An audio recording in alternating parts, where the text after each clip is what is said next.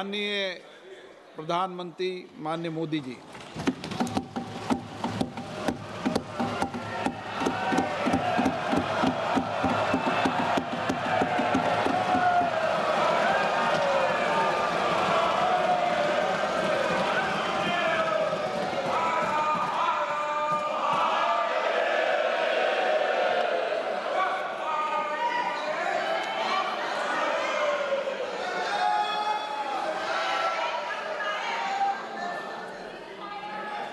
आदरणीय अध्यक्ष जी, इस सत्र के प्रारंभ में ही मैं जब मीडिया के साथियों से बात कर रहा था,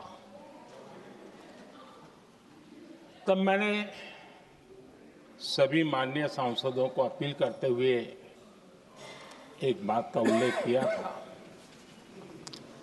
मैंने कहा था कि ये सत्र भारत के विजयोत्सव का सत्र है।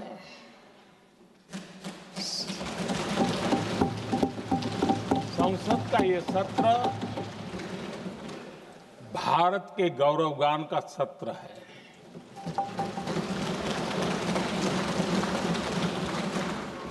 आदरणीय अध्यक्ष जी, जब मैं विजयोत्सव की बात कर रहा हूं, तब मैं कहना चाहूंगा कि ये विजयोत्सव आतंकी हेडक्वार्टर्स को मिट्टी में मिलाने का है।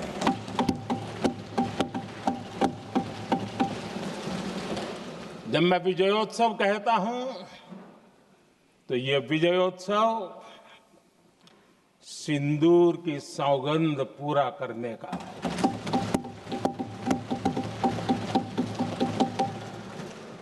मैं जब ये विजयोत्सव कहता हूं, तो ये भारत की सेना के शौर्य और सामर्थ्य का विजय गाथा कह रहा है। जब मैं विजयोत्सव कह रहा हूं, तो 140 करोड़ भारतीयों की एकता, इच्छा शक्ति, उसके एक अप्रतिम जीत का विजयोत्सव की बात करता हूं। आदरणीय अध्यक्ष जी, मैं इसी विजय भाव से इस सदन में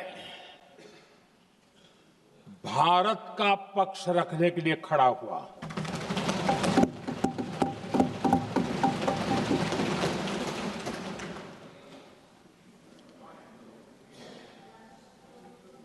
और जिन्हें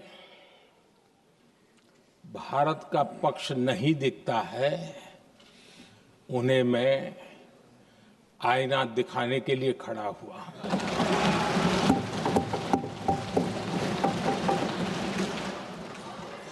आदरणीय अध्यक्ष जी, मैं 140 करोड़ देशवासियों की भावनाओं में अपना स्वर मिलाने के लिए उपस्थित हुआ हूं।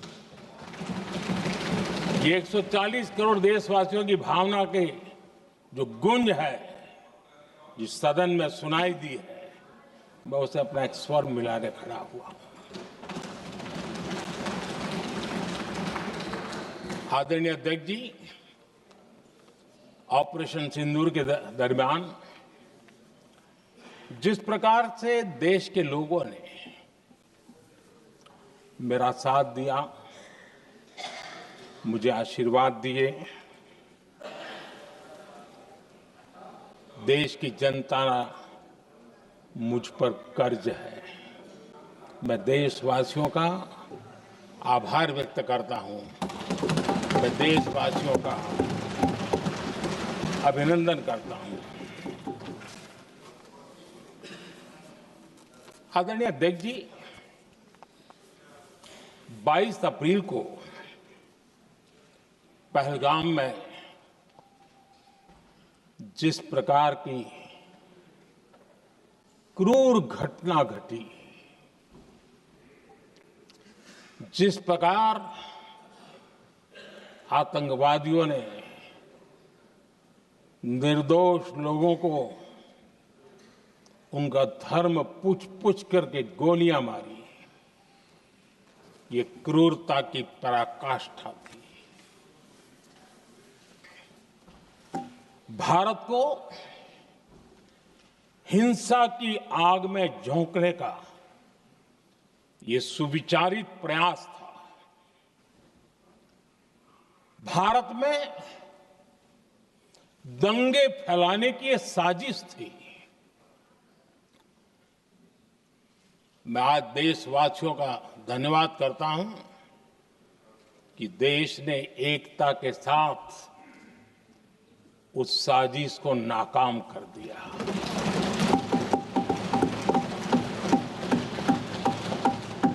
आदरणीय अध्यक्ष जी, 22 अप्रैल के बाद मैंने एक सार्वजनिक रूप से और विश्व को समझ में आए इसलिए कुछ अंग्रेजी में भी वाक्यों का प्रयोग किया था और मैंने कहा था कि हमारा संकल्प है, हम आतंकियों को मिट्टी में मिला देंगे।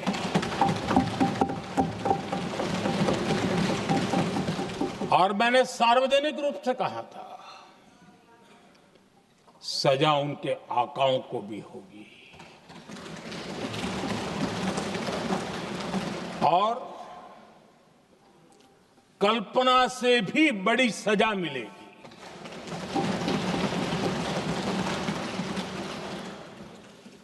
22 अप्रैल को मैं विदेश था, मैं तुरंत लौट के आया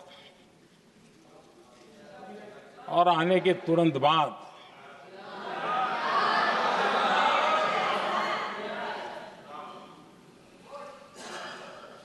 मैंने एक बैठक बुलाई और उस बैठक में हमने साफ साफ निर्देश दिए कि आतंकवाद को करारा जवाब देना होगा और ये हमारा राष्ट्रीय संकल्प है। आदरणीय अध्यक्ष जी, हमें हमारे सैन्य बलों की क्षमता पर पूरा विश्वास है, पूरा भरोसा है उनकी क्षमता पर, उनके सामर्थ्य पर, उनके साहस पर। सेना को कार्रवाई की खुली छूट दे दी गई और यह भी कहा गया कि सेना तय करें कब, कहां, कैसे, किस प्रकार से। ये सारी बातें उस मीटिंग में साफ साफ कह दी गई और कुछ बातें उसमें से मीडिया में शायद रिपोर्ट भी हुई है।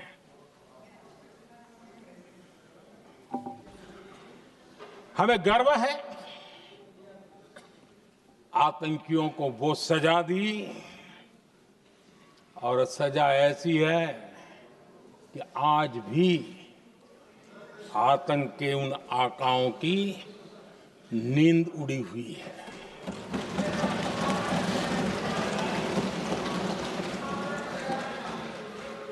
आदरणीय अध्यक्ष जी, मैं हमारी सेना की सफलता के उससे जुड़े भारत के उस पक्ष को सदन के माध्यम से देशवासियों के सामने रखना चाहता हूं।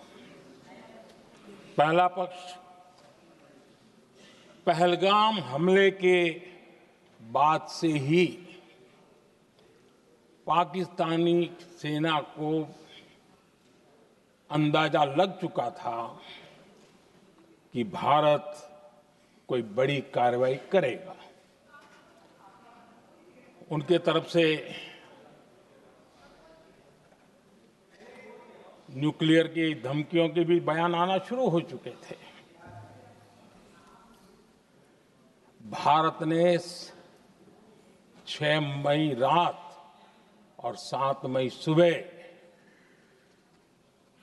जैसा तय किया था वैसी कार्रवाई की और पाकिस्तान कुछ नहीं कर पाया। 22 मिनट में 22 अप्रैल का बदला निर्धारित लक्ष्य के साथ हमारी सेना ने ले लिया। दूसरा पक्ष, आदरणीय अध्यक्ष जी, पाकिस्तान के साथ हमारी लड़ाई तो कई बार हुई है, लेकिन ये पहली ऐसी भारत की रणनीति बनी कि जिसमें पहले जहां कभी नहीं गए थे वहां हम पहुंचे। पाकिस्तान के कोने कोने में आतंकी अड्डों को धुआं धुआं कर दिया गया।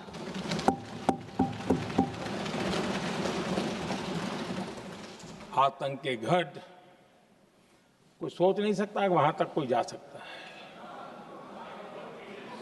बहावलपुर और मुर्ग के उसको भी जमीन दोस्त कर दिया गया। आदरणीय अध्यक्ष जी, हमारे सेनाओं ने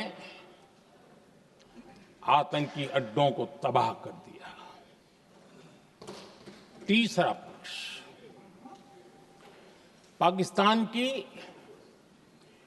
न्यूक्लियर धमकी को हमने झूठा साबित कर दिया।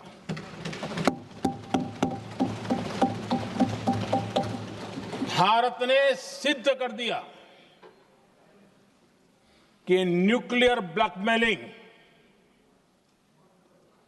अब नहीं चलेगा और न ही ये न्यूक्लियर ब्लैकमेलिंग के सामने भारत झुकेगा। आदरणीय अध्यक्ष जी, चौथा पक्ष, भारत ने दिखाई अपनी तकनीकी क्षमता। पाकिस्तान के सीने पर सटीक प्रहार किया। पाकिस्तान के एयरबेस एसेट्स को भारी नुकसान हुआ और आज तक उनके कई एयरबेस आईसीयू में पड़े हैं। आज टेक्नोलॉजी आधारित युद्ध का युग है। ऑपरेशन सिंदूर इस महारत में भी सफल सिद्ध हुआ है।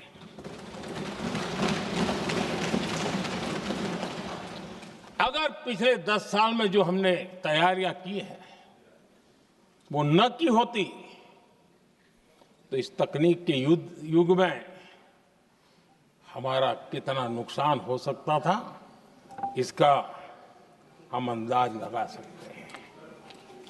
पांचवा पक्ष,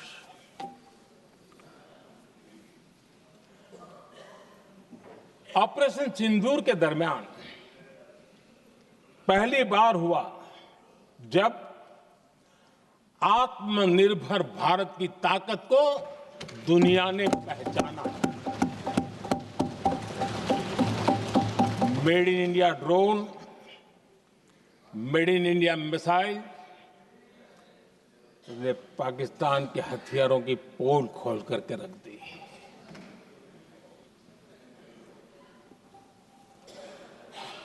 आदरणीय अध्यक्ष जी, और भी एक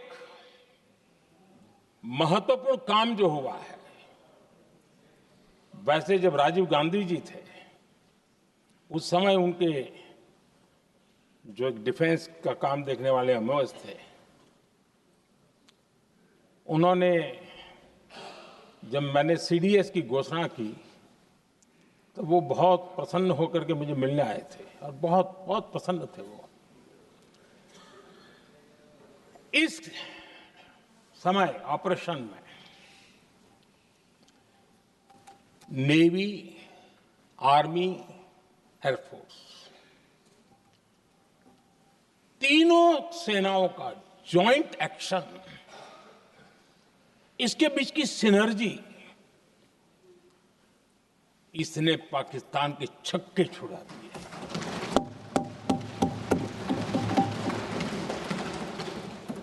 आदरणीय अध्यक्ष जी, आतंक की घटनाएं पहले भी देश में होती थी,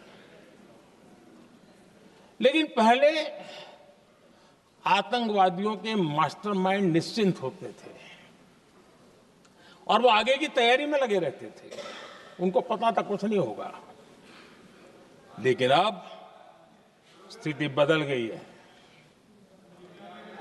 अब हमले के बाद मास्टरमाइंड को नींद नहीं आती। उनको पता है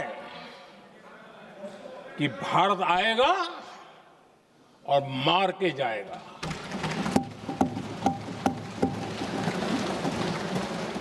ये न्यू नॉर्मल भारत ने सेट कर दिया है।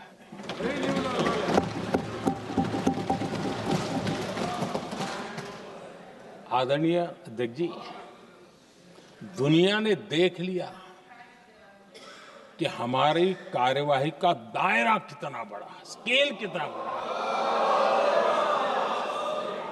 सिंदूर से लेकर के सिंधु तक पाकिस्तान पर कार्रवाई की है। ऑपरेशन सिंदूर ने तय कर दिया कि भारत में आतंकी हमले की, उसके आकाओं को और पाकिस्तान को भारी कीमत चुकानी पड़ेगी। अब ऐसे ही नहीं जा सकते। आदरणीय अध्यक्ष जी, ऑपरेशन सिंदूर से स्पष्ट होता है कि भारत ने 3 सूत्र तय किए हैं।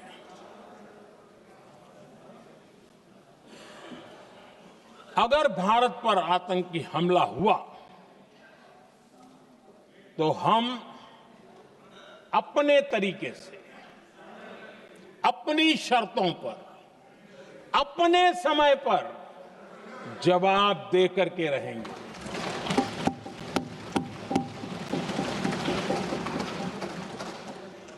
दूसरा,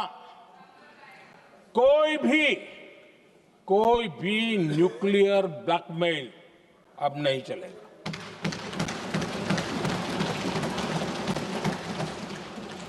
और तीसरा, हम आतंक की सरपरस्त सरकार और आतंक के आकाओं, उनको अलग अलग नहीं देखेंगे।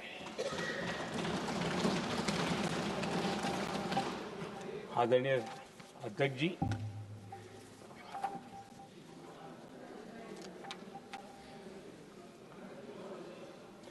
यहां पर विदेश नीति को लेकर के भी काफी बातें कही गई हैं।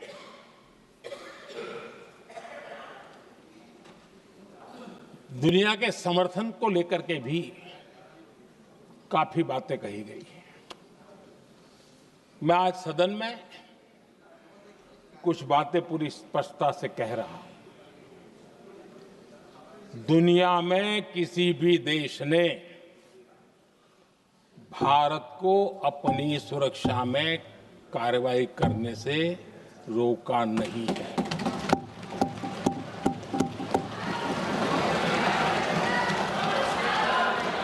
संयुक्त राष्ट्र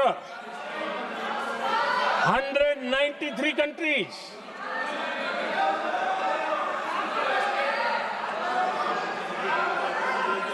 सिर्फ 3 देश 193 कंट्री में सिर्फ 3 देश ऑपरेशन सिंदूर के दौरान पाकिस्तान के समर्थन में बयान दिया था। Only 3 countries. क्वाड हो, ब्रिक्स हो, फ्रांस, रूस, जर्मनी, कोई भी देश का नाम ले लीजिए, तमाम देश दुनिया भर से भारत को समर्थन मिला है।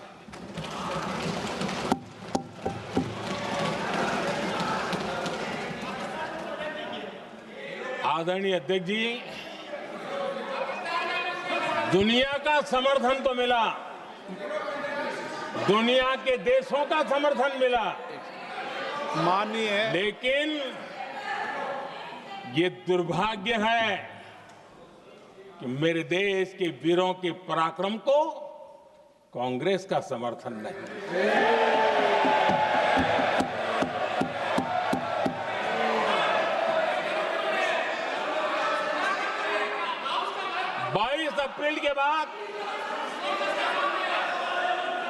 22 अप्रैल के आतंकी हमले के बाद 3-4 दिन में ही ये उछल रहे थे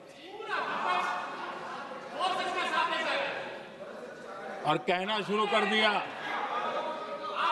कहां गई 56 इंच की छाती, कहां खो गया मोदी, मोदी तो फेल हो गया।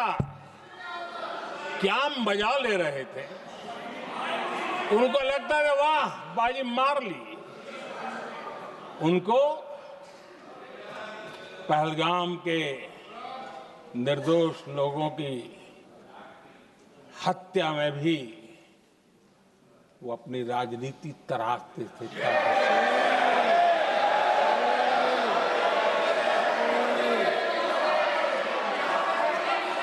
अपनी स्वार्थी राजनीति के लिए मुझ पर निशाना साध रहे थे, लेकिन उनकी ये बयानबाजी, इनका छिछोरापन देश के सुरक्षा बलों का मनोबल गिरा रहा था।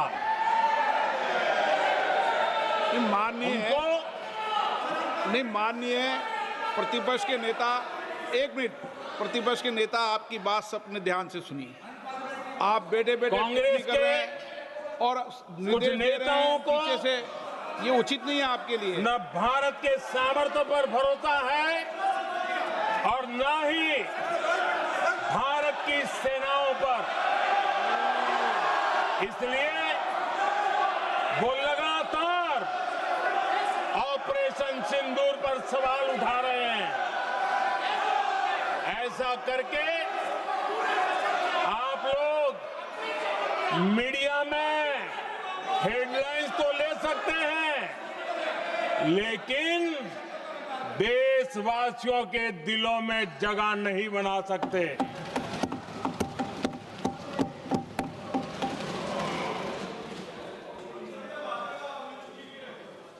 आदरणीय सभापति जी, आदरणीय अध्यक्ष जी, 10 मई को भारत ने ऑपरेशन सिंदूर के तहत हो रहे एक्शन को रोकने की घोषणा की। इसको लेकर यहां भांति भांति की बातें कही गई। ये वही प्रोपेगेंडा है जो सीमा पार से फैलाया गया है। कुछ लोग सेना द्वारा दिए गए तथ्यों की जगह पाकिस्तान के झूठ प्रचार को आगे बढ़ाने में जुटे हुए हैं,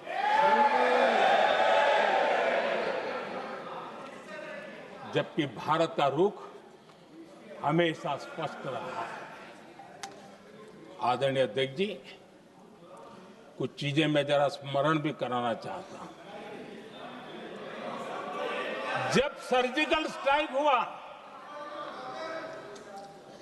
उस समय हमने लक्ष्य तय किया था, हमारे जवानों को तैयार करके कि हम उनके इलाके में जाकर के आतंकियों के जो लॉन्चिंग पैड है उनको नष्ट करेंगे और सर्जिकल स्ट्राइक एक रात के उस ऑपरेशन में हमारे लोग सूर्योदय होते होते काम पूरा करके वापस आए।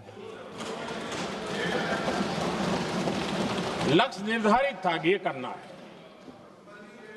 जब बालाकोट एयर स्ट्राइक किया तो हमारा लक्ष्य तय था कि आतंकियों के जो ट्रेनिंग सेंटर्स है, इस बार हम उसको तबाह करेंगे, और हमने वो भी करके दिखाया।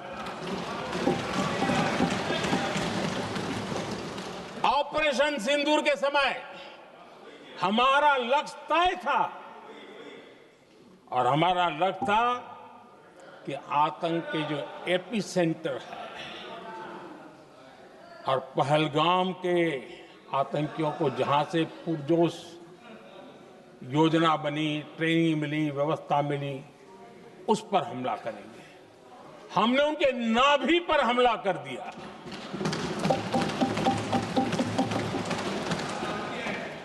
जहां पहलगाम के आतंकियों का रिक्रूटमेंट हुआ, ट्रेनिंग होती थी, फंडिंग होता था, उन्हें टेक्निकल सपोर्ट मिलता था, शस्त्र सरंजाम मिलता था, उस जगह को आइडेंटिफाई किया और हमने सटीक तरीके से ऑपरेशन सिंदूर के तहत आतंकियों की नाभि पे प्रहार कर दिया। और आदरणीय अध्यक्ष जी, इस बार भी हमारी सेना ने 100% लक्ष्यों को हासिल करके देश के सामर्थ्य का परिचय दिया।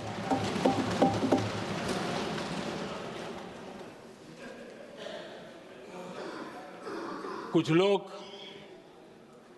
जानबूझ करके कुछ चीजें भूलने में इंटरेस्टेड होते हैं। देश भूलता नहीं है, देश को याद है।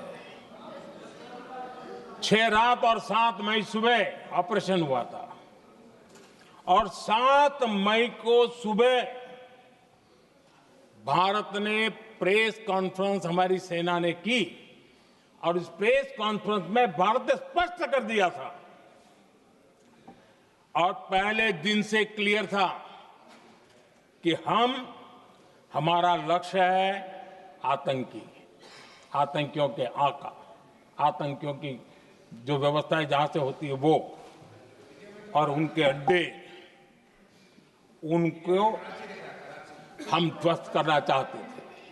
और हमने प्रेस कॉन्फ्रेंस में कह दिया था, हमने हमारा काम कर दिया है, हमने जो तय किया था पूरा कर दिया है। और इसलिए 6-7 मई को ऑपरेशन हमारे यहां संतोषजनक होने के तुरंत बाद, कल जो राजनाथ जी ने कहा था, मैं डंके की चोट पर दोबारा दोहराता हूं,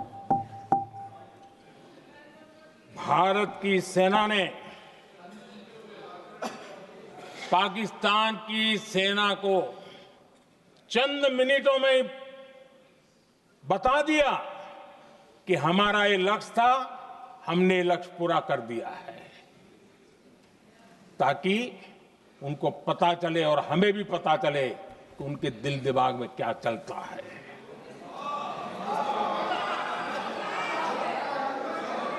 हमने अपना लक्ष्य 100% हासिल कर लिया था, और पाकिस्तान में समझदारी होती तो आतंकियों के साथ खुलेआम खड़े रहने की गलती न करता। उसने निर्लज्ज होकर के आतंकवादियों के साथ खड़े रहने का फैसला किया। हम पूरी तरह तैयार थे, हम भी मौके की तलाश में थे, लेकिन हमने दुनिया को बताया था कि हमारा लक्ष्य आतंकवाद है, आतंकवादी आका है, आतंकवादी ठिकाने हैं। वो हमने पूरा कर दिया। लेकिन जब पाकिस्तान ने आतंकियों की मदद में आने का फैसला किया और मैदान में उतरने की हरकत की, तो भारत की सेना ने सालों तक याद रह जाए ऐसा करारा जवाब दे करके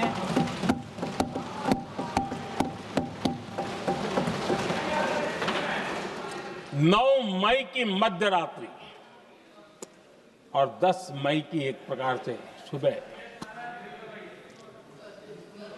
हमारी मिसाइलें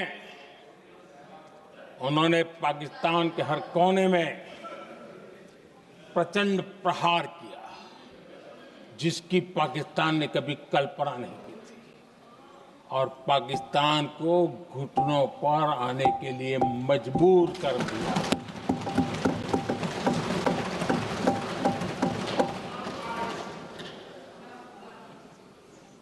और आपने टीवी में भी देखा है, वहां से क्या बयान आते थे। पाकिस्तान के लोग, अरे मैं तो स्विमिंग पूल में नहा रहा था, कोई कह रहा था मैं तो दफ्तर जाने की तैयारी कर रहा था। हम कुछ सोचे पहले तो भारत ने तो हमला कर दिया। ये पाकिस्तान के लोगों के बयान है और देश ने देखे हैं। स्विमिंग पूल में नहा रहा था।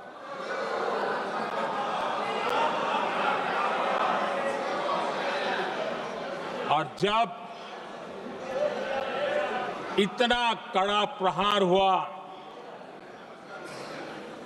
पाकिस्तान ने कभी सोचा तक नहीं था, तब जाकर के पाकिस्तान ने फोन करके डीजीएमओ के सामने फोन करके गुहार लगाई,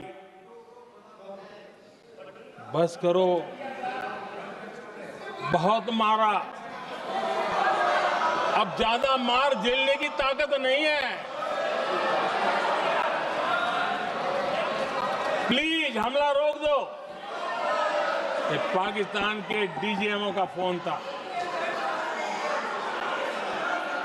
और भारत ने तो पहले दिन ही कह दिया था, 7 तारीख सुबह की प्रेस देख लीजिए, कि हमने हमारा लक्ष्य पूरा कर दिया है, अगर आप कुछ करोगे तो महंगा पड़ेगा। और आप धीरे ऐसे कैसे चलता है? प्लीज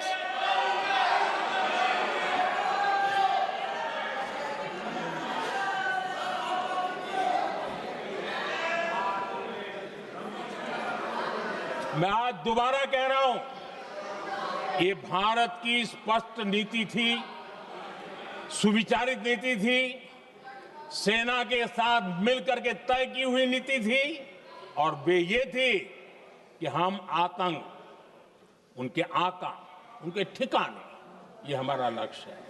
और हमने कहा, पहले दिन प्रेस कॉन्फ्रेंस में कहा है कि हमारा एक्शन नॉन एक्सीलेटरी है, ये हमने कह करके किया है।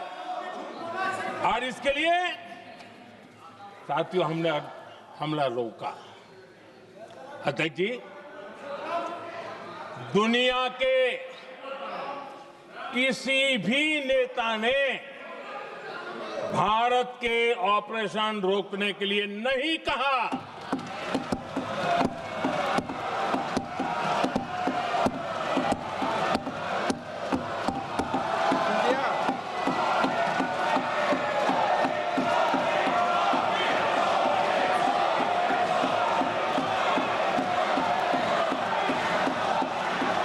उसी दौरान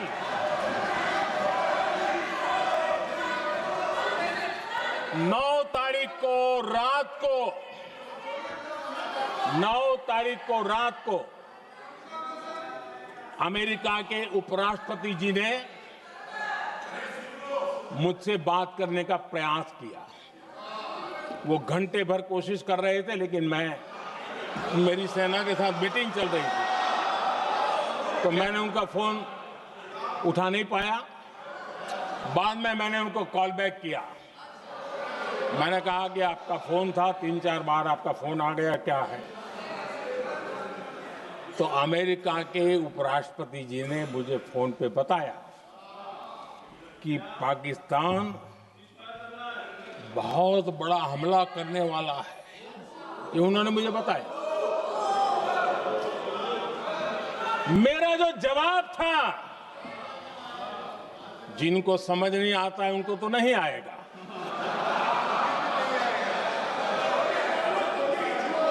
मेरा जवाब था, अगर पाकिस्तान का ये इरादा है तो उसे बहुत महंगा पड़ेगा। ये मैंने अमेरिका के उपराष्ट्रपति को कहा।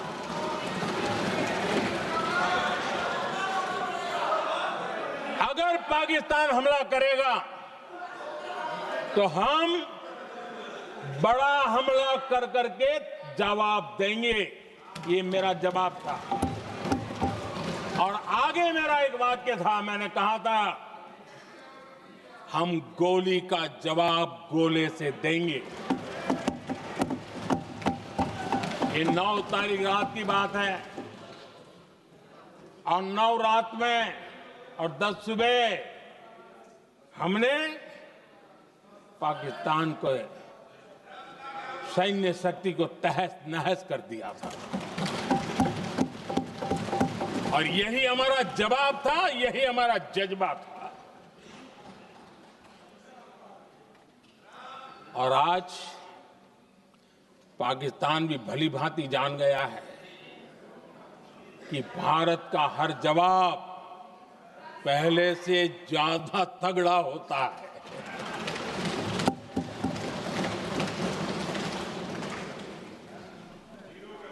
उसे यह भी पता है कि अगर भविष्य में नौबत आई तो भारत आगे कुछ भी कर सकता है।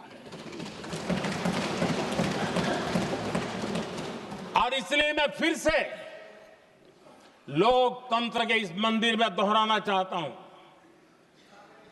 ऑपरेशन सिंदूर जारी है।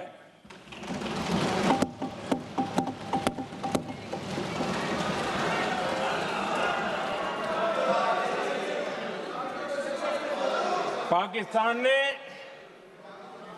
दुस्साहस की अगर कल्पना की तो उसे करारा जवाब दिया जाएगा।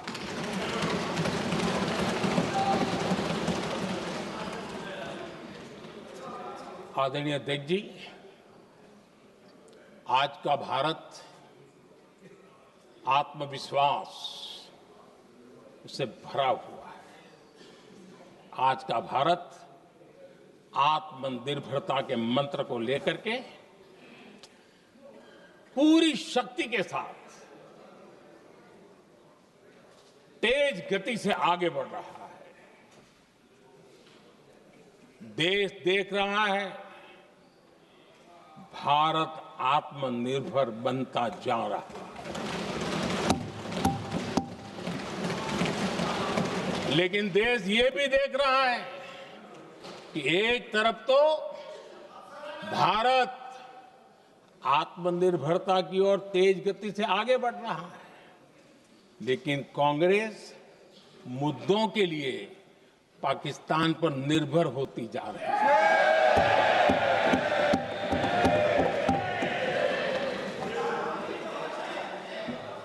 मैं आज पूरा दिन देख रहा था, जो 16 घंटे से जो चर्चा चल रही है, दुर्भाग्य से। प्लीज बैठिए, सब जवाब दे दिया आपका। आप सुनते नहीं, सबका जवाब दे दिया। प्लीज दुर्भाग्य से सुनिए जवाब। कांग्रेस को पाकिस्तान के मुद्दे इंपोर्ट करने पड़ रहे हैं।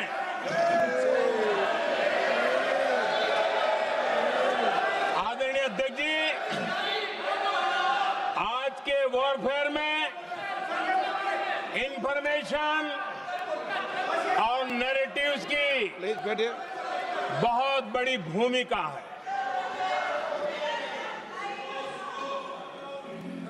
नैरेटिव घड़ करके, एआई का भी भरपूर उपयोग करके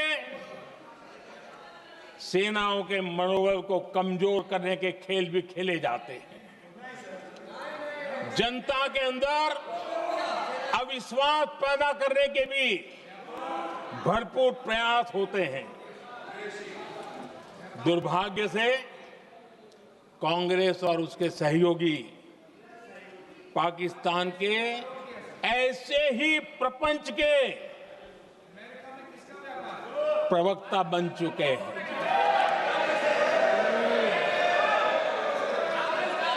आदरणीय अध्यक्ष जी, देश की सेना ने आदरणीय अध्यक्ष जी, ये तरीका है देश आपका? की सेना ने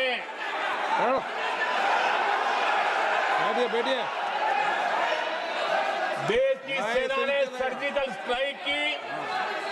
बैठिए।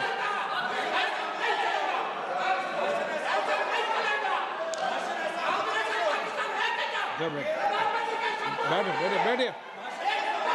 आदरणीय अध्यक्ष जी, देश की सेना ने सफलतापूर्वक सर्जिकल स्ट्राइक की तो तुरंत कांग्रेस वालों ने सेना से सबूत मांगे थे, लेकिन जब उन्होंने देश का मूड देखा, देश का मिजाज देखा, तो सुर उनके बदलने लगे और बदल करके क्या कहने लगे? कांग्रेस के लोगों ने कहा, ये सर्जिकल स्ट्राइक क्या बड़ी बात है, ये तो हमने भी की थी। एक ने कहा 3 सर्जिकल स्ट्राइक की थी, दूसरे ने कहा 6 सर्जिकल स्ट्राइक की थी, तीसरे ने कहा 15 सर्जिकल स्ट्राइक की थी। जितना बड़ा नेता उतना बड़ा आंकड़ा चल रहा था।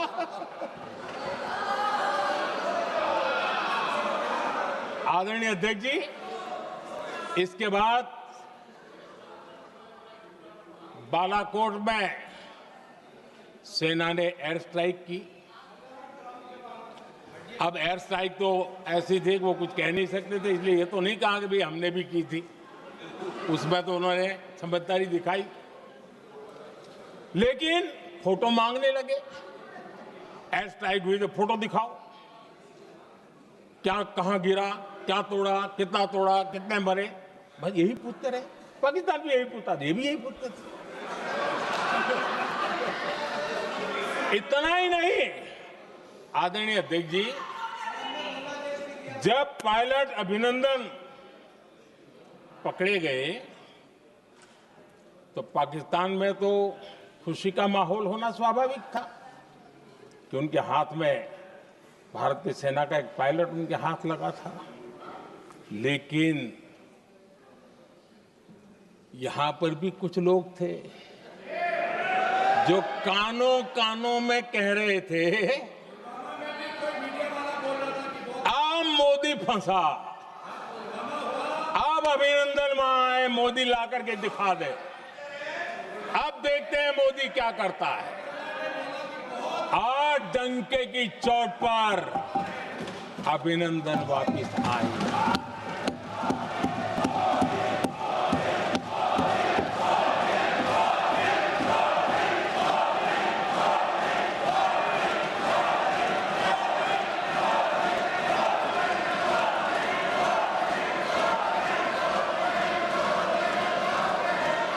अभिनंदन को ले आए तो इनकी बोलती बंद हो गई। इनको लगा यार कि नसीब वाला आदमी है, हमारा हथियार हाथ से निकल गया। आदरणीय अध्यक्ष जी, पहलगाम हमले के बाद हमारा बीएसएफ का एक जवान पाकिस्तान के कब्जे में गया तो फिर इनको लगा वाह, बड़ा मुद्दा हाथ में आ गया है, अब मोदी फंस जाएगा। अब तो मोदी की फजीयत जरूर होगी। और उनकी इकोसिस्टम ने सोशल मीडिया में बहुत सारी कथाएं वायरल की कि ये बीएसएफ के जवान का क्या होगा, उसके परिवार का क्या होगा। ये वापस आएगा, कब आएगा, कैसे आएगा, न जाने क्या क्या चला दिया। आदरणीय अध्यक्ष जी, बीएसएफ का वो जवान भी आन बान शान के साथ वापस आया।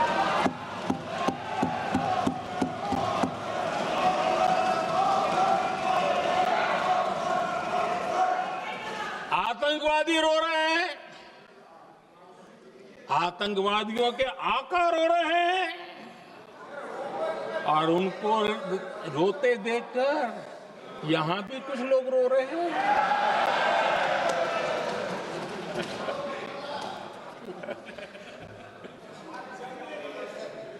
अब देखिए, सर्जिकल स्ट्राइक चल रही थी, उसके बाद उन्होंने एक खेल खेलने की कोशिश की, बात जमी नहीं। एयर स्ट्राइक हुई तो दूसरा खेल खेलने की कोशिश की, वो भी जमी नहीं। जब ये ऑपरेशन सिंदूर हुआ तो उन्होंने नया पैंतरा शुरू किया, और क्या शुरू किया? रोक क्यों दिया? पहले तो मानने को तैयार नहीं थे कि मुक्त करते, अब कहते रोक क्यों दिया? वाह रे बयान बहादुरों,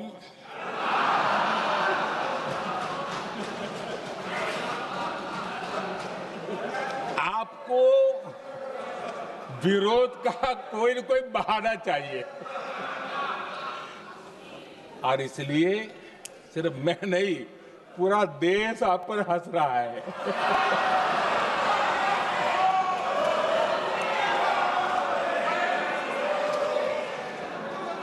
आदरणीय अध्यक्ष जी, सेना का विरोध, सेना के प्रति एक पता नहीं नेगेटिविटी, ये कांग्रेस का पुराना रवैया रहा है। देश ने अभी अभी करगिल विजय दिवस मनाया, लेकिन देश पूरी तरह जानता है कि उनके कार्यकाल में और आज तक करगिल के विजय को कांग्रेस ने अपनाया नहीं है। न करगिल विजय दिवस मनाया है, न करगिल विजय का गौरव किया। इतिहास साक्षी है अध्यक्ष जी। जब डोकलाम में सैन्य हमारा शौर्य दिखा रहा था, तब कांग्रेस के नेता चुपके चुपके किससे ब्रीफिंग लेते थे, वो सारी दुनिया अब जान गई।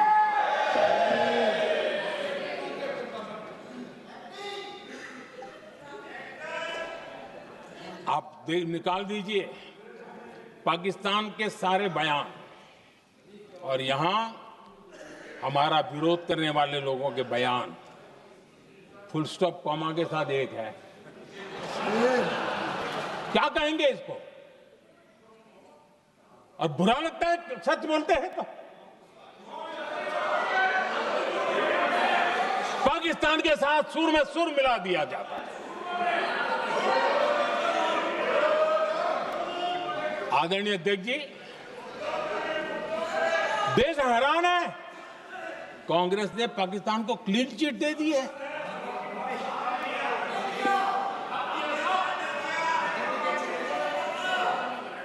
उनकी ये हिम्मत, और इनकी आदत जाती नहीं है, ये हिम्मत कि पहलगाम के आतंकी पाकिस्तानी थे, इसका सबूत दो।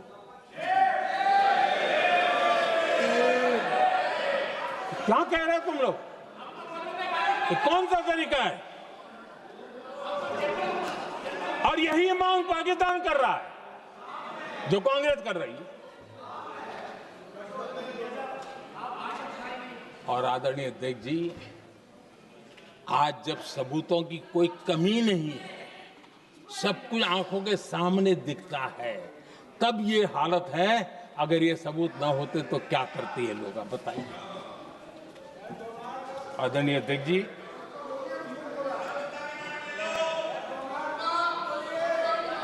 अध्यक्ष जी, ऑपरेशन सिंदूर के एक पार्ट की तरफ तो चर्चा भी बहुत होती है, ध्यान भी जाता है, लेकिन देश के लिए कुछ गौरव की क्षणें होती हैं, ताकत की परिचय होता है, उसकी तरफ भी ध्यान जाना बहुत आकर्षित है। हमारे एयर डिफेंस सिस्टम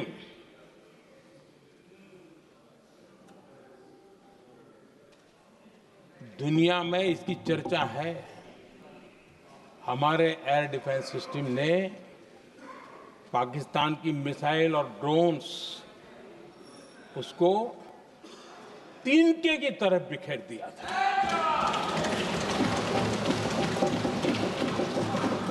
आदरणीय अध्यक्ष जी, मैं एक आंकड़ा आज बताना चाहता हूं,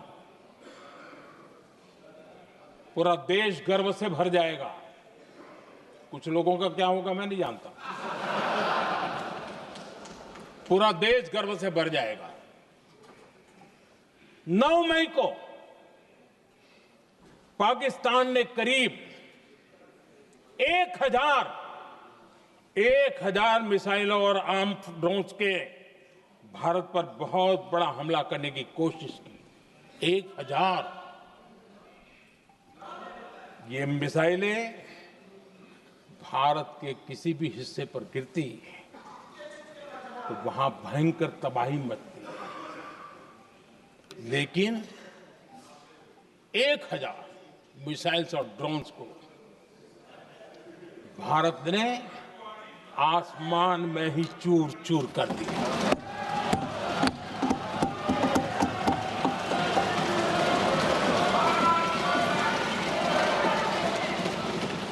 हर देशवासी को इससे गर्व हो रहा, लेकिन जैसे कांग्रेस के लोग इंतजार कर रहे थे, कुछ तो गड़बड़ होगी यार, मोदी मरेगा, कहीं तो फंसेगा।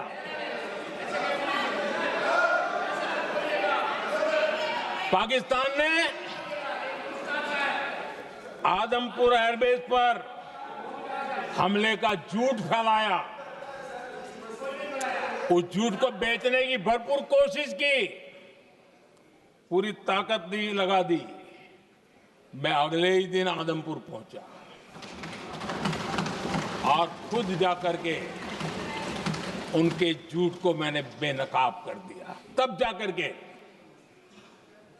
उनको अकल ठिकाने लगी कि अब ये झूठ चलने वाला नहीं है। आदरणीय अध्यक्ष जी, जो हमारे छोटे दलों के साथी हैं, जो राजनीति में नए हैं, उनको कभी शासन में रहने का अवसर नहीं मिला, उनसे कुछ बातें निकलती मैं समझ सकता हूं, लेकिन कांग्रेस पार्टी ने इस देश में लंबे समय तक राज किया है, उसको शासन की व्यवस्थाओं का पूरा पता है, उन चीजों से वो निकले हुए लोग हैं, उनके लिए शासन व्यवस्था क्या होती इसकी समझ पूरी है, अनुभव है उनके पास। उसके बाद भी विदेश मंत्रालय तुरंत जवाब दे, उसको स्वीकारना नहीं, विदेश मंत्री जवाब दे, इंटरव्यू दे, बार बार बोले, उसको स्वीकारना नहीं, गृह मंत्री बोले, रक्षा मंत्री बोले, किसी पर भरोसा नहीं। जिसने इतने सालों तक राज किया, उनको देश की व्यवस्थाओं पर अगर भरोसा नहीं है, तब शक उठता है कि क्या हालत हो गई है इनकी। आदरणीय अध्यक्ष जी, अब कांग्रेस का भरोसा पाकिस्तान के रिमोट कंट्रोल से बनता है और बदलता है।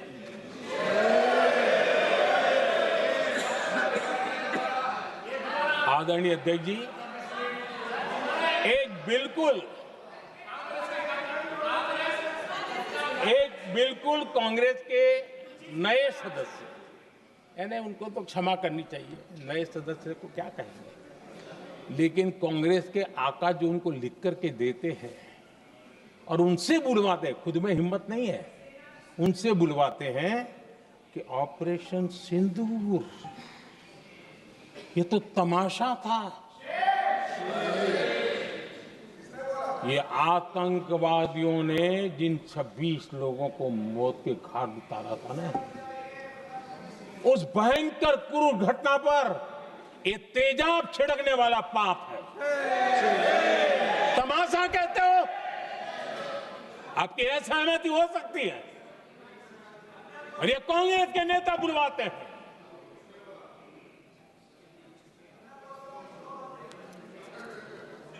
आदरणीय अध्यक्ष जी, पहलगाम के हमलावरों को कल हमारे सुरक्षा बलों ने ऑपरेशन महादेव करके अपने अंजाम तक पहुंचाया।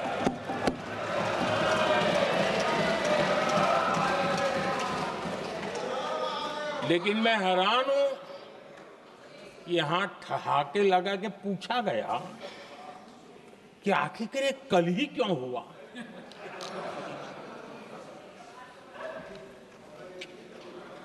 अब ये क्या हो गया है मुझे समझ नहीं आ रहा है। क्या ये ऑपरेशन के लिए कोई सावन महीने का सोमवार ढूंढा गया था क्या? क्या हो गया है इन लोगों को? हताशा, निराशा इस हद तक।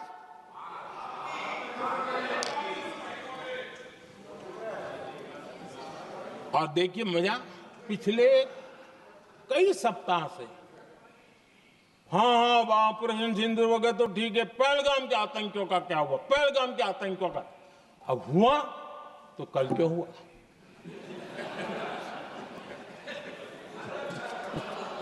और कल ही क्यों हुआ? क्या हाल है अध्यक्ष जी का। आदरणीय अध्यक्ष जी,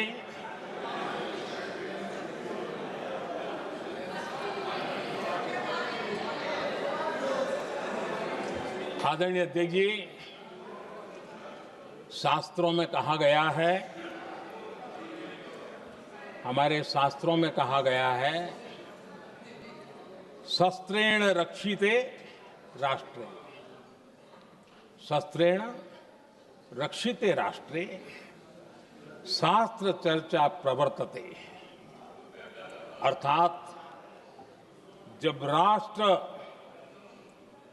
शस्त्र से सुरक्षित होते हैं तभी वहां शास्त्र की, ज्ञान की चर्चाएं जन्म ले पाती है। जब सीमा पर सेनाएं मजबूत होती है तभी लोकतंत्र प्रखर होता है। आदरणीय अध्यक्ष जी, ऑपरेशन सिंदूर बीते दशक में भारत की सेना के सशक्तिकरण का एक साक्षात प्रमाण है। ऐसे ही नहीं हुआ है। कांग्रेस के शासन के दौरान सेनाओं को आत्मनिर्भर बनाने के संबंध में सोचा तक नहीं जाता था। आज भी आत्मनिर्भर शब्द की मजाक उड़ाई जाती है। वैसे वो महात्मा गांधी से आया हुआ है, लेकिन आज भी मजाक उड़ाई जाती है। हर रक्षा सौदे में कांग्रेस अपने मौके खोजती रहती थी।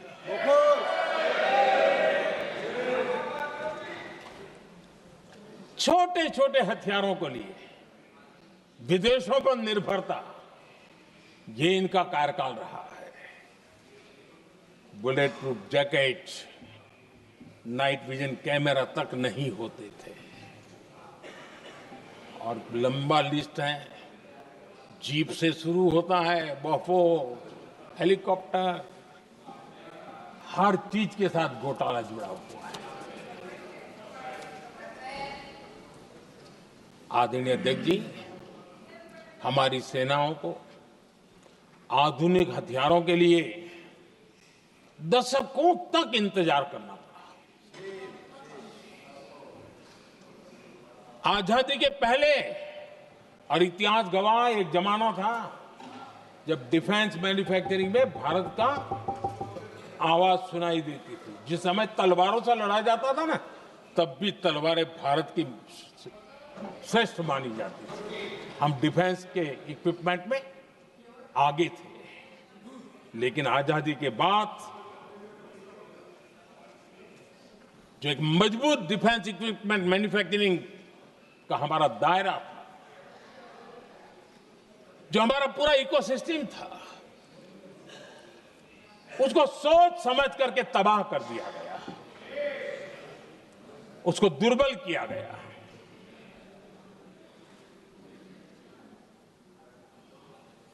रिसर्च और मैन्युफैक्चरिंग के लिए रास्ते बंद कर दिए गए। अगर इसी नीति पर हम चलते तो भारत इस 21वीं सदी में ऑपरेशन सिंदूर के संबंध में सोच भी नहीं सकता। यह हालत करके रखा हुआ था उन्होंने। भारत को सोचना पड़ता कि अगर कोई एक्शन लेना है तो शस्त्र कहां से मिलेंगे, साधन कहां से मिलेगा, बारूद कहां से मिलेगा, समय पर मिलेगा या नहीं मिलेगा, बीच बचाव में रुकता नहीं जाएगा, ये टेंशन पालना पड़ता है।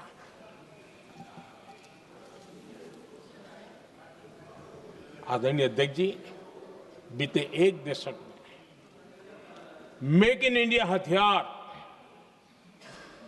सेना को मिले, उन्होंने इस ऑपरेशन में बहुत निर्णायक भूमिका निभाई।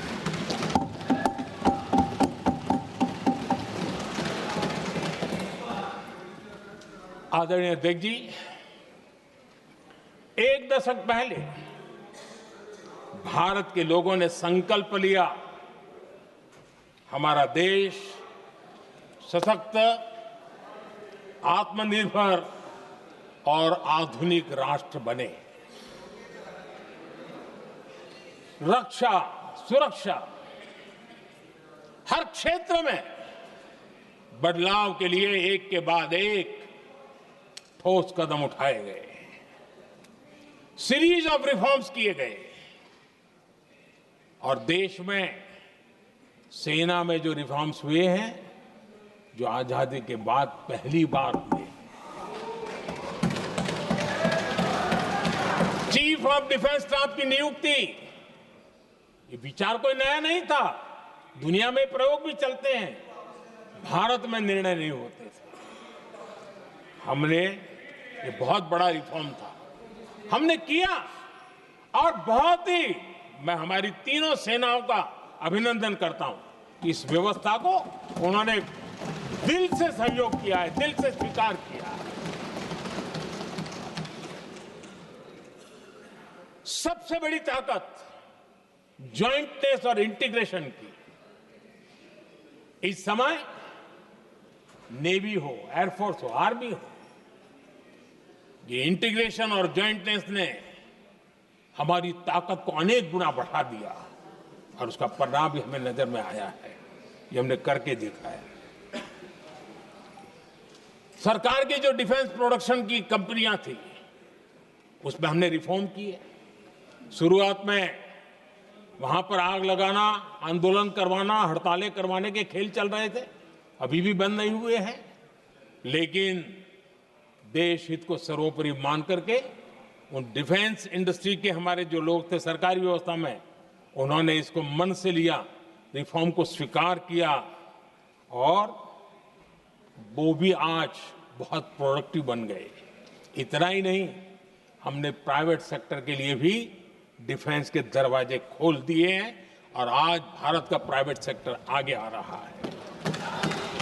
आज स्टार्टअप्स डिफेंस के क्षेत्र में हमारे 27-30 साल के नौजवान, टियर 2, टियर 3 सिटी के नौजवान, कई कुछ जगह तो बेटियां स्टार्टअप का नेतृत्व कर रही है। डिफेंस के सेक्टर में सैकड़ों की तादाद में आज स्टार्टअप काम कर रहे हैं।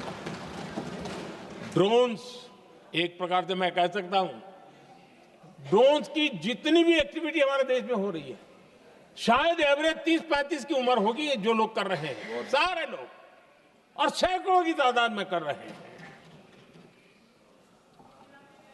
और उसका ताकत, क्योंकि इनका भी योगदान था इसमें, जिन्होंने इस प्रकार के प्रोडक्शन किए हैं, और वो हमें ऑपरेशन सिंदूर में बहुत काम आए। मैं उन सबके प्रयासों को बहुत साधुवाद करता हूं और मैं उनको विश्वास दिलाता हूं, आगे बढ़िए, अब देश रुकने वाला नहीं है। आदरणीय अध्यक्ष जी, डिफेंस सेक्टर में मेक इन इंडिया ये नारा नहीं था। हमने इसके लिए बजट पॉलिसी में जो परिवर्तन करना था, जो नए इनिशिएटिव ले रहे थे, वो नए इनिशिएटिव लिए। और सबसे बड़ी बात, क्लियर कट विजन के साथ हमने देश में make in India defence sector के अंदर तेज गति से हम आगे बढ़ रहे हैं। आदरणीय अध्यक्ष जी, एक दशक में डिफेंस का बजट लगभग पहले से 3 गुना हुआ है। डिफेंस प्रोडक्शन में करीब करीब 250% वृद्धि हुई है, 250% वृद्धि हुई है। 11 वर्षों में डिफेंस एक्सपोर्ट 30 गुना से भी ज्यादा बढ़ा है, 30 गुना से ज्यादा। डिफेंस एक्सपोर्ट आज दुनिया के करीब 100 देशों तक हम पहुंचे। और आदरणीय अध्यक्ष जी, कुछ चीजें ऐसी होती हैं जो इतिहास में बहुत बड़ा प्रभाव छोड़ती हैं। ऑपरेशन सिंदूर ने डिफेंस का जो मार्केट है उसमें भारत का झंडा गाड़ दिया है। भारत के हथियारों की डिमांड आज बढ़ती चली जा रही है, मांग बढ़ रही है। ये भारत में उद्योगों को भी बल देगी, एमएसएमईज को बल देगी, हमारे नौजवानों को रोजगार देगी, और हमारे नौजवान अपनी बनाई चीजों से दुनिया में अपनी ताकत का प्रदर्शन कर पाएंगे। ये आज दिख रहा है, मैं देख रहा हूं। डिफेंस के क्षेत्र में जो आत्मनिर्भर भारत की दिशा में हम जो कदम उठा रहे हैं, मैं हैरान हूं। कुछ लोगों को आज भी तकलीफ हो रही है, जैसे उनका खजाना लूट गया। ये कौन सी मानसिकता है? देश को ऐसे लोगों को पहचानना होगा। आदरणीय अध्यक्ष जी, मैं स्पष्ट करना चाहता हूं, डिफेंस में भारत का आत्मनिर्भर होना ये आज की शस्त्रों की स्पर्धा में के काल में विश्व शांति के लिए भी जरूरी है।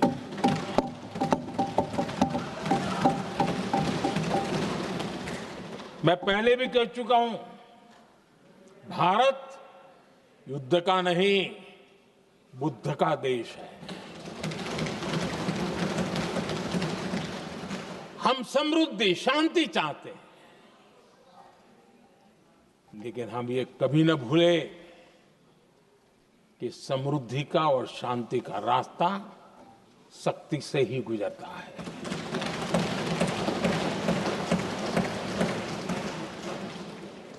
आदरणीय अध्यक्ष जी, हमारा भारत छत्रपति शिवाजी महाराज, महाराजा रणजीत सिंह, राजेंद्र चोला, महाराणा प्रताप, लसित बोरफुकन और महाराजा सुहेलदेव का देश है।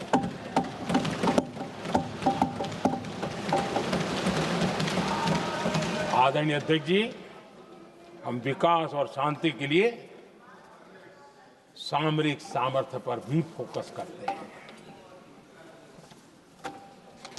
आदरणीय अध्यक्ष जी, कांग्रेस के पास नेशनल सिक्योरिटी का विजन पहले था और आज तो सवाल ही नहीं उठता है।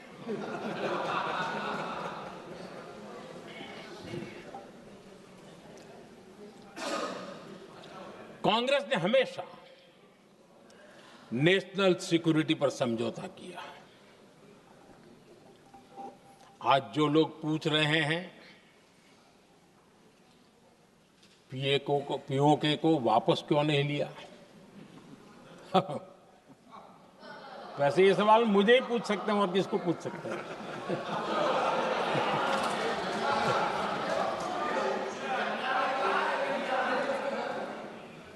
लेकिन इसके पहले जवाब देना होगा पूछने वालों को।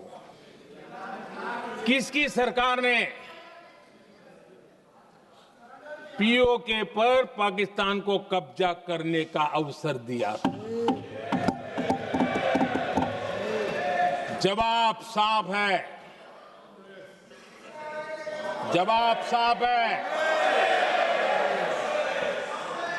जब भी मैं नेहरू जी की चर्चा करता हूं तो कांग्रेस और उसका पूरा इकोसिस्टम बिलबिला जाता है।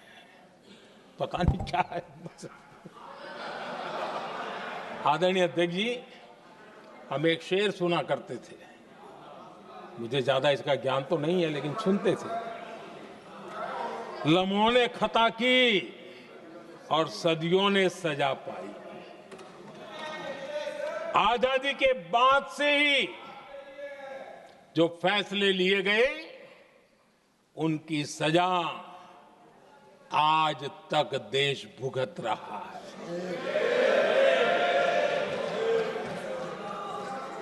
यहां बार बार एक बात का जिक्र हुआ और मैं फिर से करना चाहूंगा। अक्साई चीन की उस पूरे क्षेत्र को बंजर जमीन करार दिया गया। ये कह करके तो बंजर है। देश की 38,000 वर्ग किलोमीटर जमीन हमें खोनी पड़ी।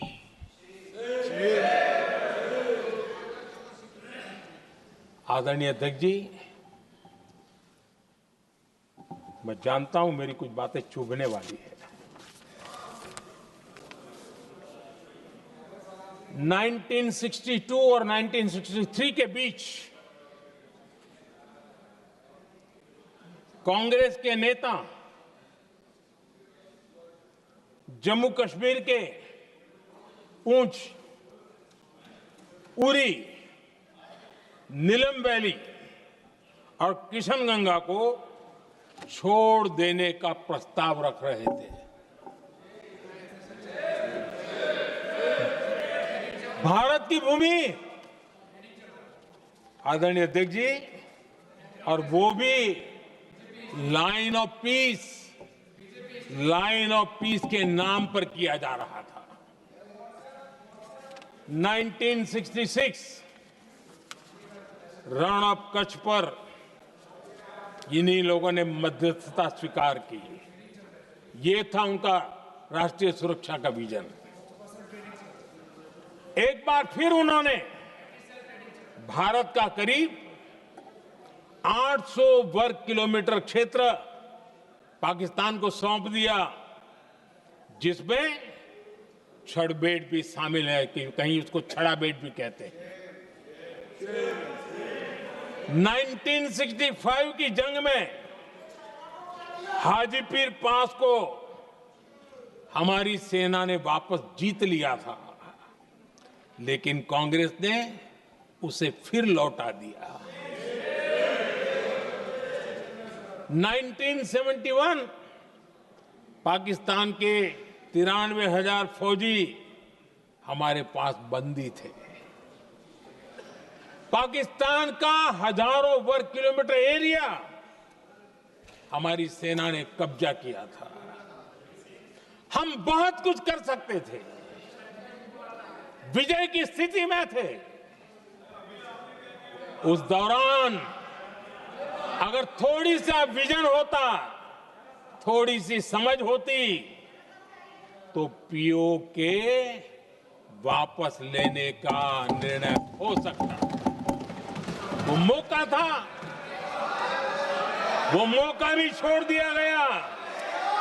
अरे इतना ही नहीं, इतना सारा जब सामने टेबल पर था, अरे कम से कम करतारपुर साहब को तो ले सकते थे, वो ही नहीं कर पाया। 1974 श्रीलंका को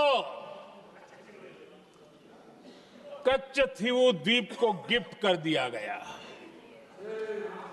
आज तक हमारे मछुआरे भाई बहनों को इससे परेशानी होती है, उनकी जान पर आफत आती है।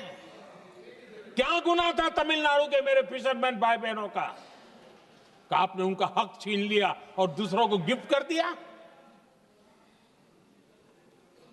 कांग्रेस का दशकों से इरादा लेकर चल रही थी कि सियाचिन से सेना हटा दी जाए।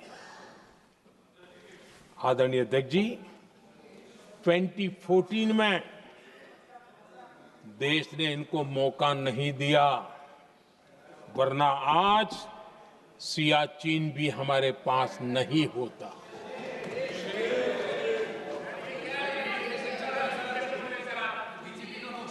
आदरणीय अध्यक्ष जी, आजकल कांग्रेस के जो लोग हमें डिप्लोमेसी का पाठ पढ़ा रहे हैं, मैं उन्हें उनकी डिप्लोमेसी याद दिलाना चाहता हूं ताकि उनको भी कुछ याद रहे, पता चले। 26/11 जैसे भयंकर हमले के बाद बहुत बड़ा आतंकी हमला था।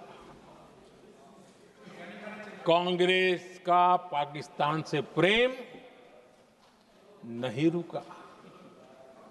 इतनी बड़ी घटना 26/11 की हुई थी। विदेशी दबाव में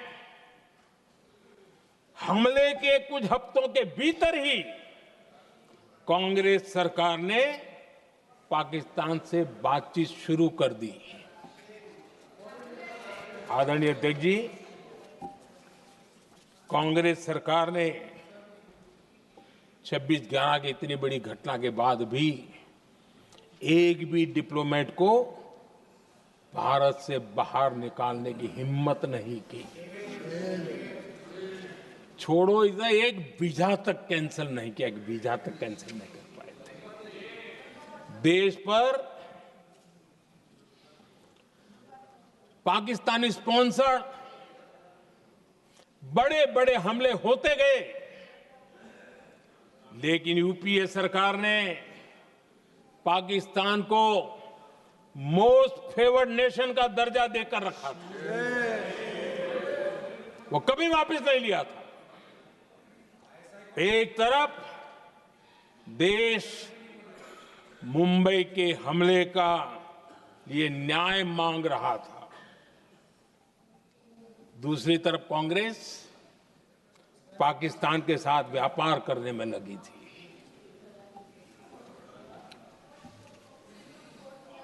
पाकिस्तान वहां से खून की होली खेलने वाले आतंकियों को भेजते रहे और कांग्रेस यहां अमन की आश के मुशायरे किया करती थी। मुशायरे होते थे। हमने आतंकवाद और अमन की आस का ये वन वे ट्रैफिक बंद कर दिया।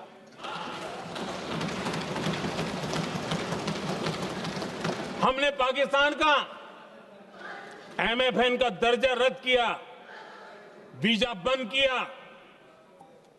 हमने अटारी वाघा बॉर्डर को बंद कर दिया। आदरणीय अध्यक्ष जी,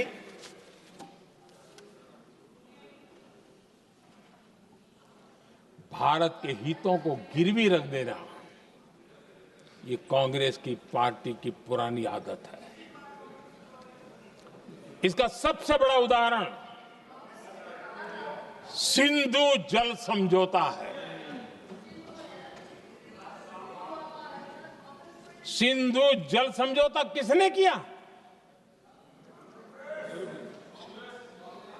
नेहरू जी ने किया। और मामला किससे जुड़ा था? भारत से निकलने वाली नदियां, हमारे यहां से निकली हुई नदियां। उसका वो पानी था। और वो नदियां हजारों साल से भारत की सांस्कृतिक विरासत रही है, भारत की चैतन्य शक्ति रही है। भारत को सुजलाम सुफलाम बनाने में उन नदियों का बहुत बड़ा योगदान रहा है। सिंधु नदी जो सदियों से भारत की पहचान हुआ करती थी, उसी से भारत जाना जाता था। लेकिन नेहरू जी और कांग्रेस ने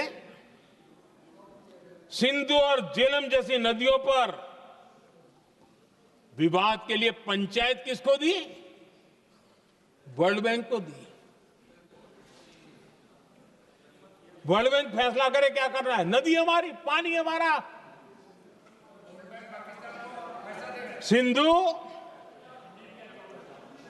सिंधु जल समझौता सीधा सीधा भारत की अस्मिता और भारत के स्वाभिमान के साथ किया गया बहुत बड़ा धोखा था।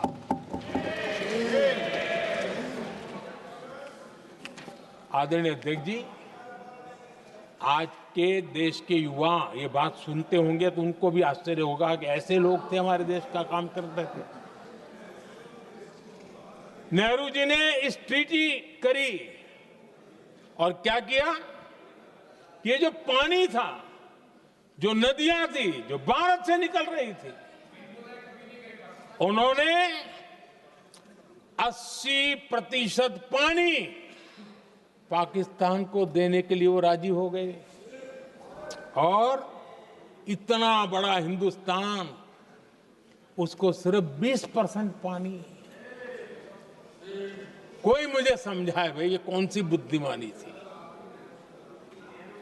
कौन सा देश हित था, कौन सी डिप्लोमेसी थी, क्या हालत करके बना के रखा था आप लोगों ने। इतनी बड़ी आबादी वाला हमारा देश, हमारे यहां से निकलती हुई ये नदियां, और सिर्फ 20% पानी, और 80% पानी उन्होंने उसको दिया जो देश खुलेआम भारत को अपना दुश्मन करार कर देता रहा है, दुश्मन कहता रहा। और ये पानी पर किसका हक था? हमारे देश के किसानों का, हमारे देश के नागरिकों का। हमारा पंजाब, हमारा जम्मू कश्मीर देश के एक बहुत बड़े हिस्से को इन्होंने पानी के संकट में धकेल दिया, इस एक कारण से। और राज्यों के भीतर भी पानी को लेकर के आपस में संघर्ष पैदा हुई है, प्रतिस्पर्धा पैदा हुई, और उनका जिस पर हक था उस पर पाकिस्तान मौज करता रहा। और ये दुनिया में अपनी डिप्लोमेसी के पाठ पढ़ाते रहते हैं। आदरणीय अध्यक्ष जी, अगर ये ट्रीटी न होती तो पश्चिमी नदियों पर कई बड़ी परियोजनाएं बनती। पंजाब, हरियाणा, राजस्थान और दिल्ली, वहां के किसानों को भरपूर पानी मिलता, पीने के पानी की कोई समस्या नहीं रहती। औद्योगिक प्रगति के लिए भारत बिजली बना पाता। इतना ही नहीं, नेहरू जी ने इसके उपरांत करोड़ों रुपए भी दिए ताकि पाकिस्तान नहर बना सके।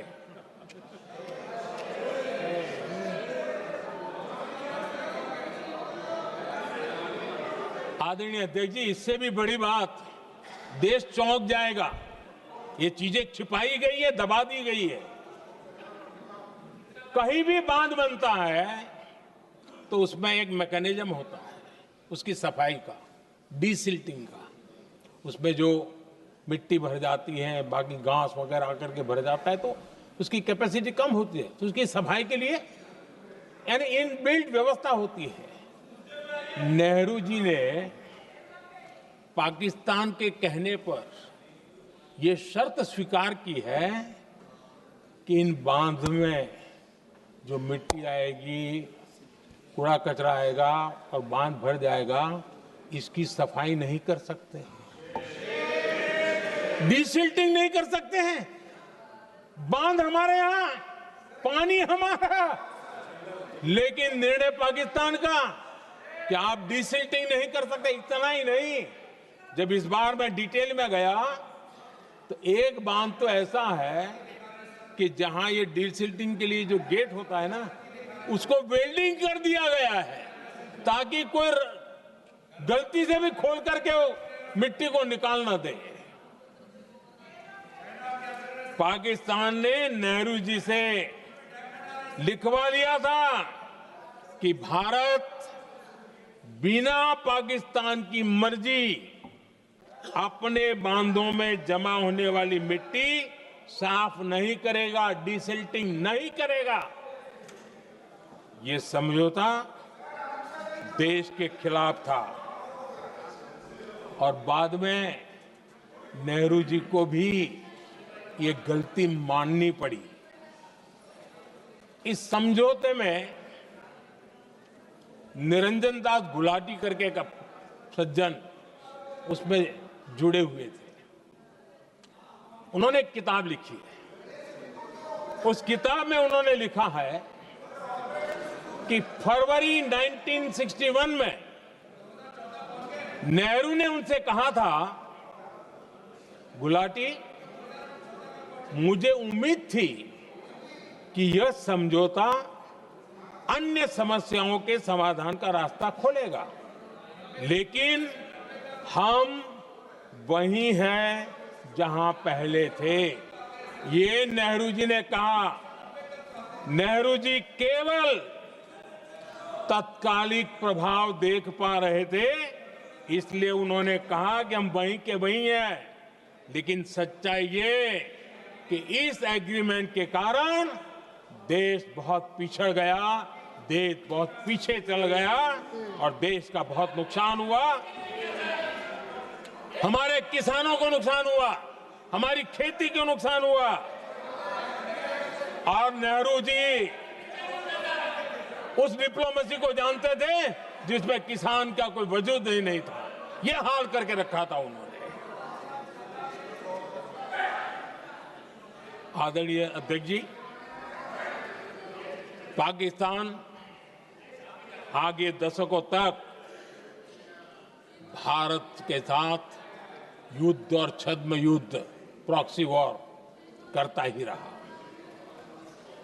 लेकिन कांग्रेस की सरकारों ने बाद में भी सिंधु जल समझौते की तरफ देखा तक नहीं, नेहरू जी की गलती को सुधारा तक नहीं। आदरणीय अध्यक्ष जी, लेकिन अब भारत ने पुरानी गलती को सुधारा है, ठोस निर्णय लिया है।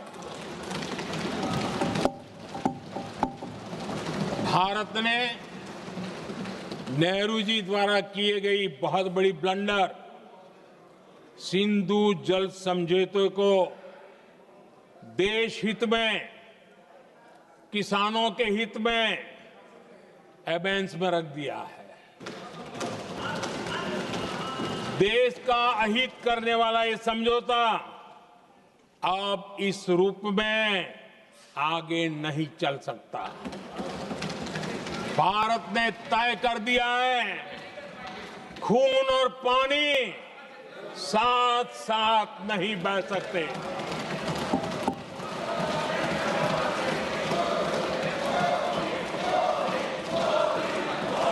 माननीय सदस्य, आप बहुत देर हो गई, आप उपनेता हैं, ये तरीका आप बैठे बैठे टोकते हैं, प्लीज, ये शोभा नहीं देता आपके लिए।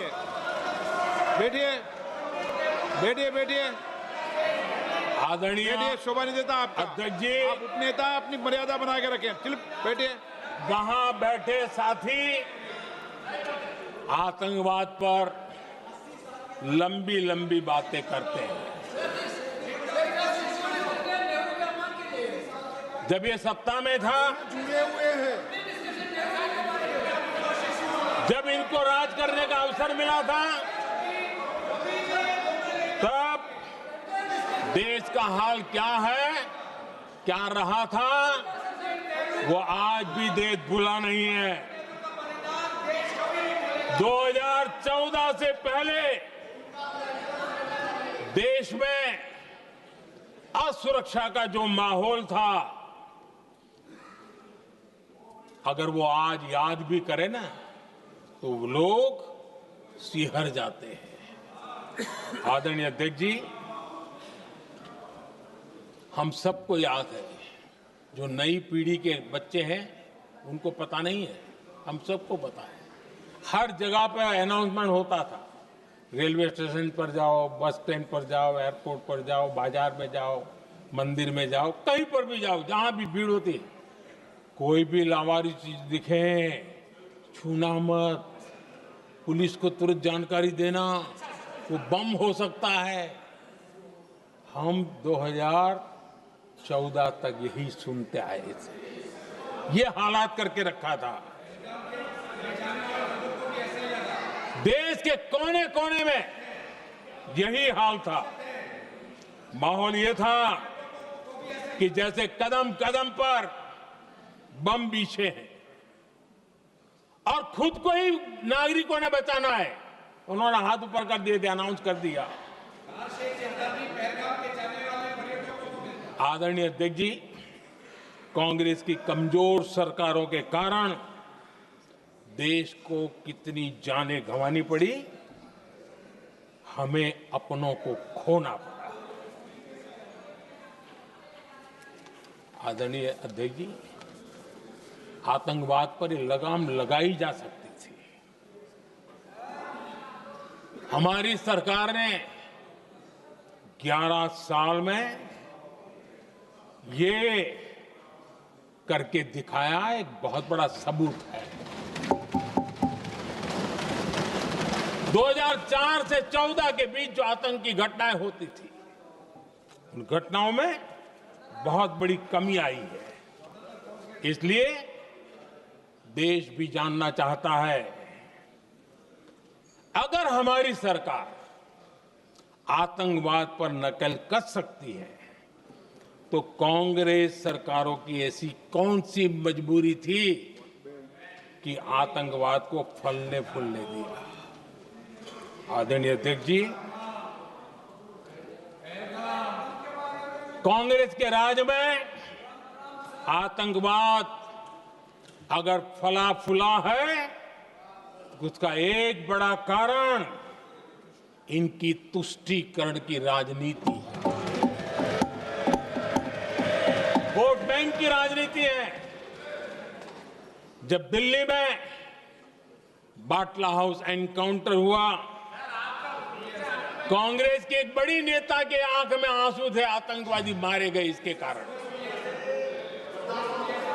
और वोट पाने के लिए इस बात को हिंदुस्तान के कोने कोने में पहुंचाया गया। आदरणीय अध्यक्ष जी, 2001 में देश की संसद पर हमला हुआ था। तब कांग्रेस के एक बड़े नेता ने अफजल गुरु को बेनिफिट ऑफ डाउट देने की बात कही थी। आदरणीय अध्यक्ष जी, मुंबई में 26/11 का इतना बड़ा आतंकी हमला हुआ, एक पाकिस्तानी आतंकी जिंदा पकड़ा गया। पाकिस्तान की मीडिया ने, दुनिया ने यह स्वीकार किया कि ये पाकिस्तानी है, लेकिन यहां कांग्रेस पार्टी इतना बड़ा पाकिस्तान का पाप, इतना बड़ा पाकिस्तानी आतंकी हमला, और ये क्या खेल खेल रहे थे? वोट बैंक की राजनीति के लिए क्या कर रहे थे? कांग्रेस पार्टी इसको भगवा आतंक सिद्ध करने में जुटी हुई है।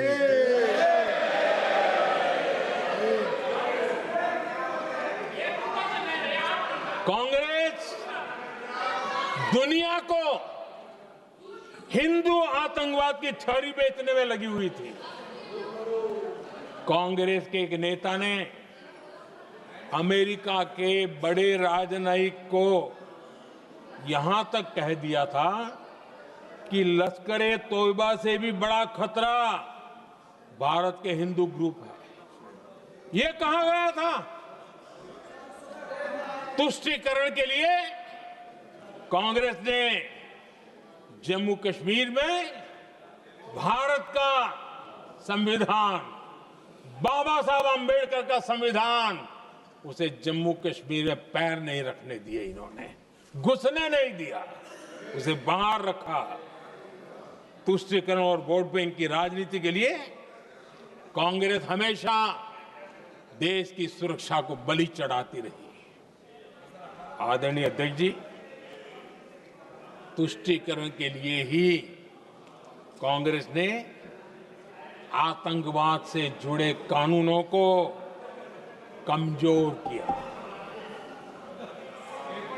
गृहमंत्री जी ने आज विस्तार से सदन में कहा है, इसलिए मैं इसको रिपीट करना नहीं चाहता। आदरणीय अध्यक्ष जी,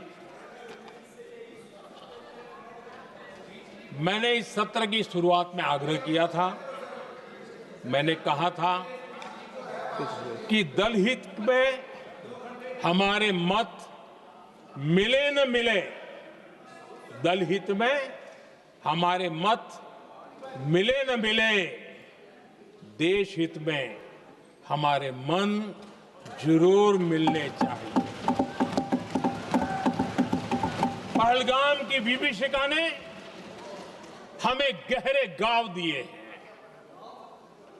उसने देश को झकझोर दिया है। इसके जवाब में हमने ऑपरेशन सिंदूर किया तो सेनाओं के पराक्रम ने, हमारे आत्मनिर्भर अभियान ने देश में एक सिंदूर स्पिरिट पैदा किया है।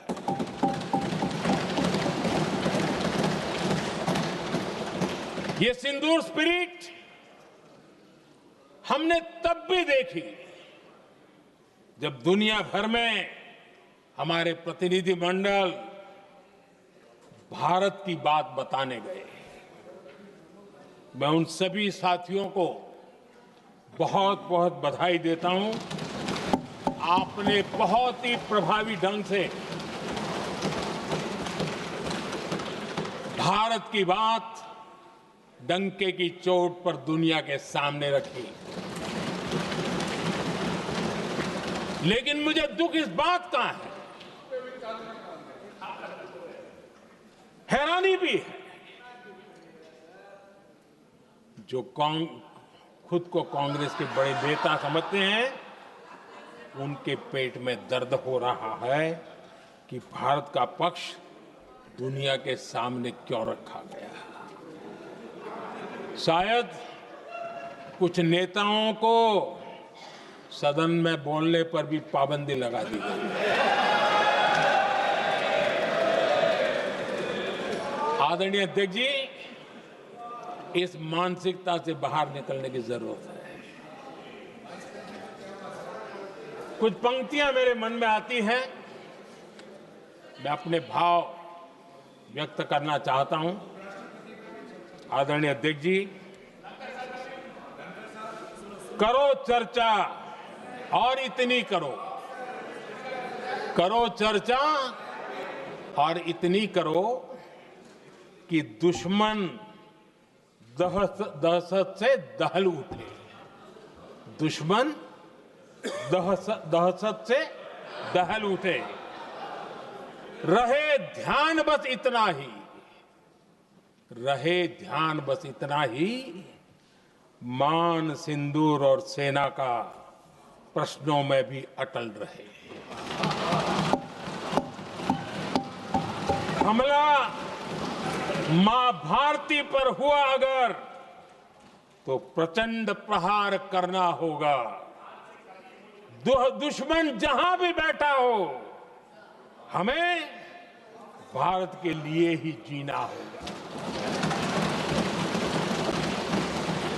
मेरा कांग्रेस के साथियों से आग्रह है कि एक परिवार के दबाव में पाकिस्तान को क्लीन चिट देना बंद कर दें।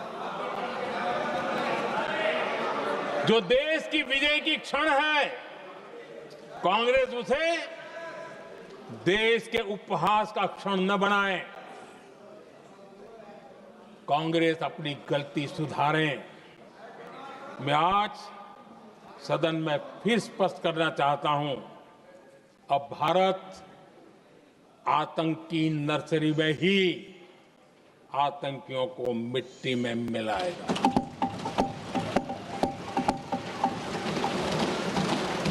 हम पाकिस्तान को भारत के भविष्य खेलने नहीं देंगे और इसलिए ऑपरेशन सिंदूर खत्म नहीं हुआ है, ऑपरेशन सिंदूर जारी है। और ये पाकिस्तान के लिए भी नोटिस है। वो जब तक भारत के खिलाफ आतंक का रास्ता रोकेगा नहीं, तब तक भारत एक्शन लेता रहेगा। भारत का भविष्य सुरक्षित और समृद्ध होगा, यही हमारा संकल्प है। इसी भाव के साथ मैं फिर से सभी सदस्यों को सार्थक चर्चा के लिए धन्यवाद देता हूं। और आदरणीय अध्यक्ष जी, मैंने भारत का पक्ष रखा है, भारत के लोगों की भावनाओं को व्यक्त किया है। मैं सदन का फिर से आभार व्यक्त करता हूं। बहुत बहुत धन्यवाद।